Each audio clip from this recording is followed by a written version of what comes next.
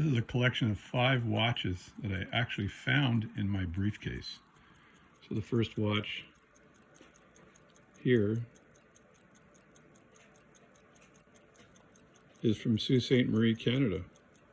It's a Swiss Omega movement in this watch, so likely cased by the jeweler in Sault Ste. Marie. The second watch here is from 1886.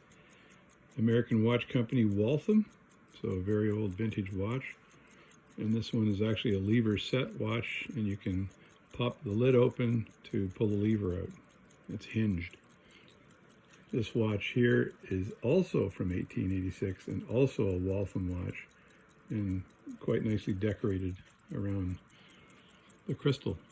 This watch here is a Amorosa pocket watch, and I'm being told that the Amorosa is a Swiss watch, but the movement says SW, which is South Bend Watch Company. So it's from South Bend, USA, but Amorosa, so likely recased and maybe redialed. And then the final watch here is a very beautiful size 12 Elgin watch, and this is 14 karat white gold. So a gorgeous watch. So these watches I found in my briefcase. Amazing. I need to dig in my briefcase more often.